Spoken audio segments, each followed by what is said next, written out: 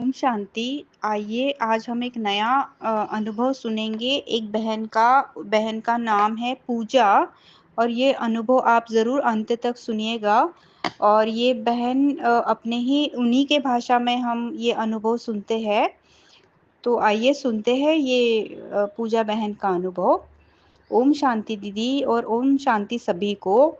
मैं ज्ञान में 4 साल से हूँ। शादी को भी 5 साल हो गए हैं और ज्ञान तो शादी के कुछ मंथ बाद समझ में आ गया था।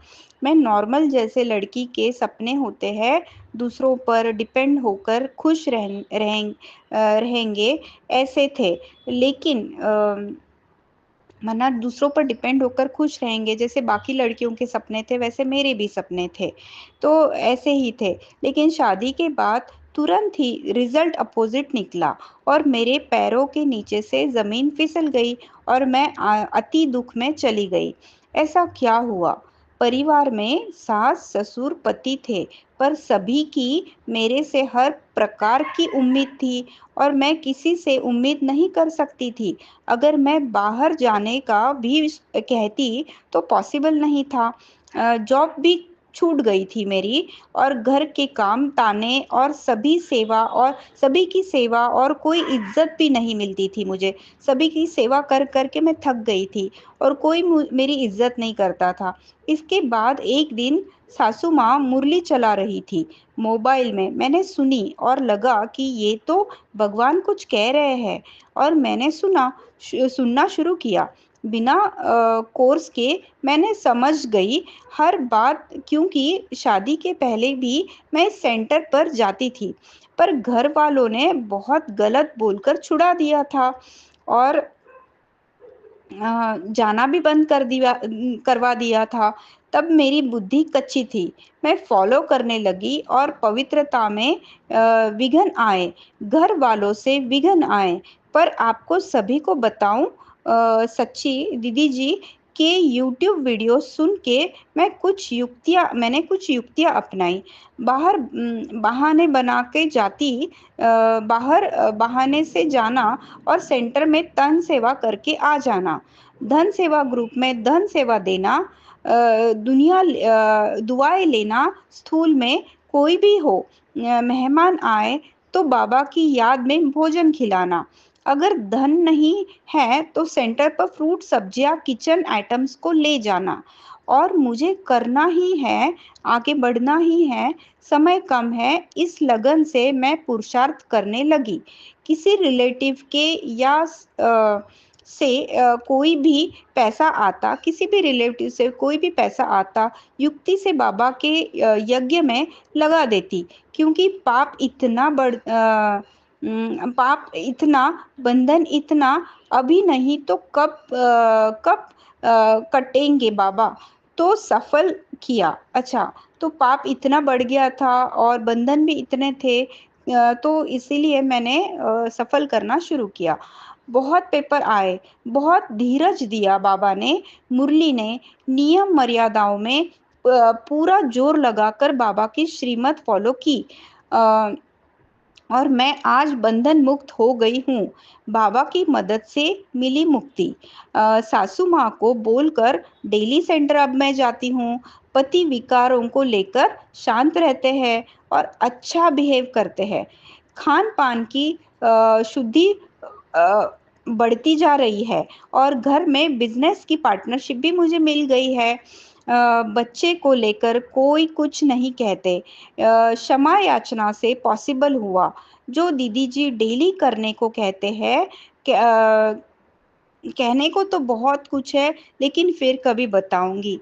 लेकिन हाँ, एक बात जरूर है, मैंने क्षमा याचना की कमेंट्री कर करके सुबह शाम दोपहर जब मुझे टाइम मिले तब मैंने क्षमा याचना किया। बहुत सारी घर परिवार की आत्माओं को दुआएं दी और इससे मेरा मन इतना शांत होने लगा, इतना शांत होने लगा कि मैं आप सबको बताऊँ, दिन भर में मेरा जितना नेगेटिव और व्यर्थ चलता था, वो खत्म होने लगा और मेरा मन शांत होने लगा।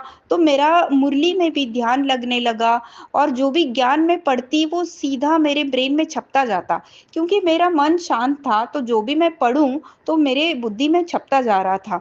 तो उसकी मुझे क्षमा याचना की कमेंट्री से मुझे बहुत बहुत मदद मिली मेरी पुरुषार्थ में, और अमृत वेला मेरा सेट होता गया, नुमा शाम योग मेरा सेट हो गया होता गया। हर घंटे, जैसे दीदी बताते हैं, हर घंटे जो हमें 1 घंटे में रुक के हमें नियम से जो जो ट्रैफिक कंट्रोल किया, 1 घंटा 1 मिनट रुक के या 5 मिनट रुक के मैंने क्षमा याचना के साथ उन्हें दुआएं दी, वो मैंने सब किया। और मैंने विधि अपनाई, एक गुण के चिंतन को भी हर घंटे किया, उससे भी मुझे बहुत फायदा हुआ। जो जो मैंने किया मैं आप सभी के साथ शेयर कर रही हूँ। और योग और सकाश का भी प्रयोग मैंने किया। तो सभी से प्रेम भरी रिक्वेस्ट है कि दीदी की बताई हुई बातों को अच्छी रीति से संजो कर प्रैक्टिकली करेंगे तो ज़रूर सफलता मिलेगी। भगवान ने हमारे जैसे आत्माओं को हेल्प करने दीदी को साक्षात देवी के रूप में भेजा है। दीदी आप तो 108 की माला में आने वाली कुल देवी हो। दीदी से दिल से दुआ देते हैं।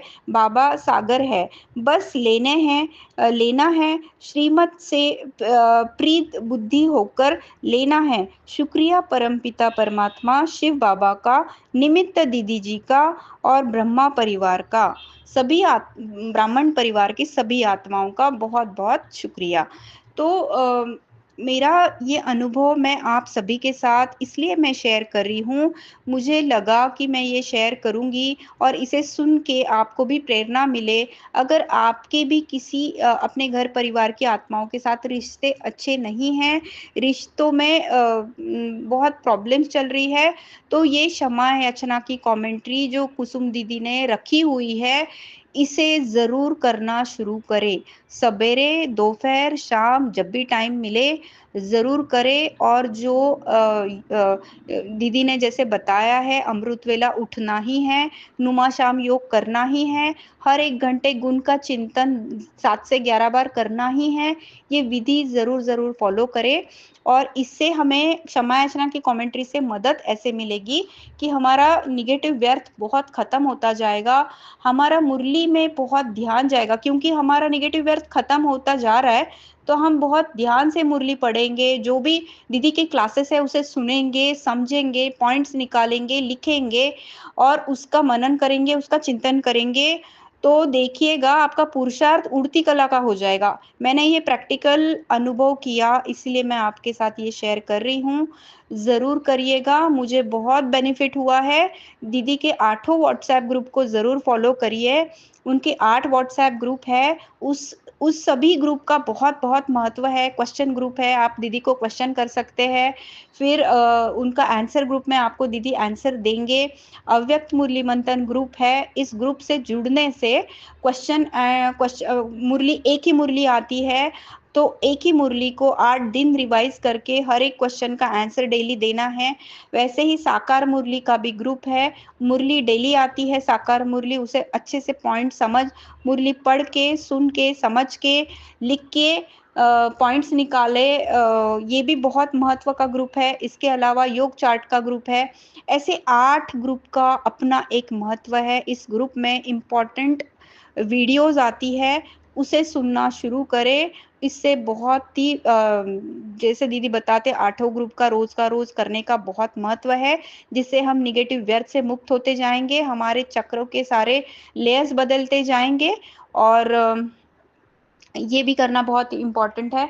तो आप सभी को मैं बताती हूँ, अगर आप भी ज्ञान को साइंटिफिक रीति से और कुंडलिनी चक्र की रीति से समझकर ज्ञान में आगे बढ़ना चाहते हैं या दीदी से कोई प्रश्न पूछना चाहते हैं, अपने जीवन में मनचाही सफलता प्राप्त करना चाहते हैं तो आप दीदी के व्हाट्सएप ग्रुप से ज्वाइन हो सकते हैं और साथ ही साथ दीदी के चैनल पर रखी हुई ज्ञान की साइंटिफिक रीति से समझाए गए वीडियोस अवश्य सुने और मेडिटेशन सीखकर हमें अपने जीवन में उसका प्रयोग कर सकते हैं और मनचाही सफलता प्राप्त कर सकते हैं। दीदी के 8 व्हाट्सएप ग्रुप है, सभी ग्रुप बहुत ही महत्व के हैं। आप दीदी का नंबर नोट कर सकते हैं। दीदी का नंबर है 8780062449। ये कोई साधारण ग्रुप नहीं है, ये बहुत ही सुंदर कार्य परमात्मा का चल रहा है, जिसमें भगवान ने कुसुम दीदी को हमारे लिए चुना है और मेडिटेशन द्वारा हम अपनी सभी समस्याओं को समाप्त करके अपने जीवन को बहुत सुंदर बना सकते हैं। तो और इसके अलावा कि दीदी का जो है यूट्यूब पे शिव शक्ति मेडिटेशन बीके कुसुम करके कुसुम बेन करके यूट्यूब चैनल है, उसे भी सब्सक्राइब ज़रूर करें। इस चैनल पे जाने के बाद प्लेलिस्ट है, प्लेलिस्ट में जाएंगे तो बहुत सारे वीडियोस ओपन हो जाएंगे। उसमें हर एक वीडियो जैसे ग्रुप ग्रुप में रखा है, हेल्थ रिलेटेड टॉपिक्स के वीडियोस है। अगर आपको कोई बीमारी है, आप उस टॉपिक्स में जाके आपके सारे इश्यूज को अच्छे से ध्यान से वो वीडियो सुन के समझ के अपने जीवन में प्रैक्टिकली एक्सपेरिमेंट करके उसके रिजल्ट्स देख सकते हो।